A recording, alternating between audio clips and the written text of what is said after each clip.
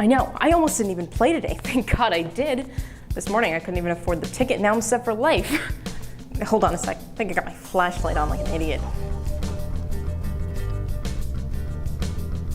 All right, yeah.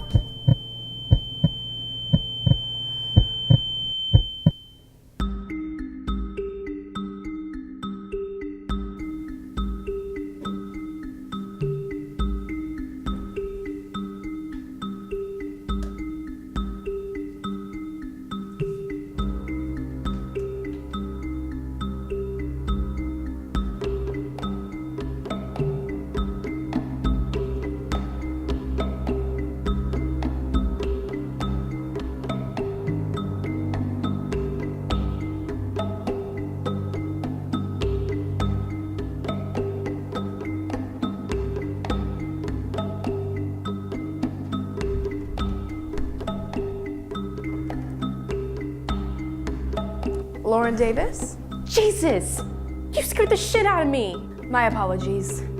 Have a seat. Who are you? We'll get to that later. I just have a few questions to ask you first. Okay. First question, what do you think about life? Life?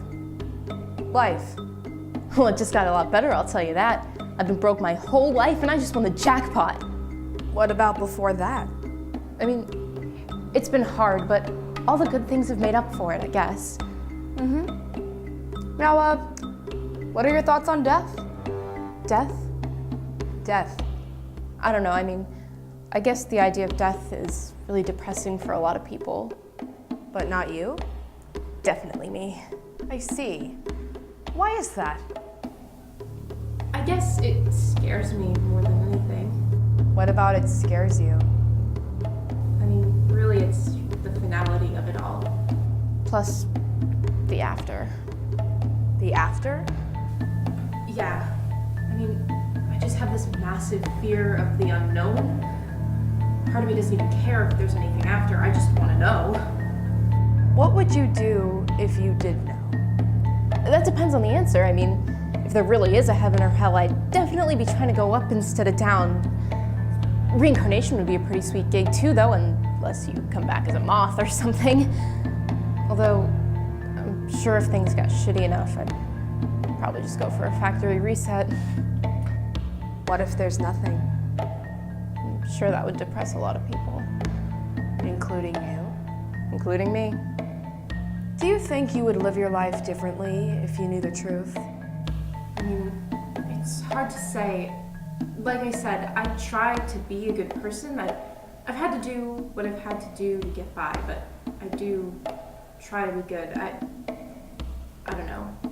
Although, if there was nothing after, I'm sure I'd be a bit frantic. Now, if there is a heaven or a hell, where do you think you would fit in? What?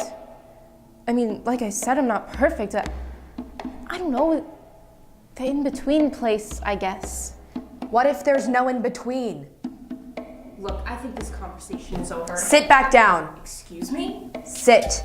Look, I don't know you, I don't know what you want from me, but I don't take orders from anyone. Well, there's something I need to tell you, Lauren. You'll want to be seated when I tell you that. What could you possibly have to tell me? You're dead, Lauren. You're full of shit. I'm afraid not. This is ridiculous. I'm out of here.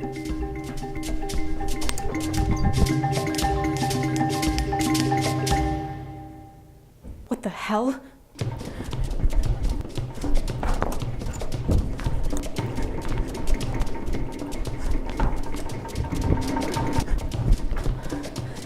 What the hell is going on? Why can't I leave? Well, I've already told you. You're deceased. You've passed on. There has to be some mistake. No, Lauren. You had a brain tumor. When you fell, the internal bleeding killed you within hours. But that's not fair. I'm not ready. People rarely are. Well, if I'm dead, then what's all this? Who are you? I'm your evaluator. Oh, what? I'm the person who makes the last call on what happens to you when you die. I ask the questions, you answer, and they watch to make sure the right protocol is followed. What about my life?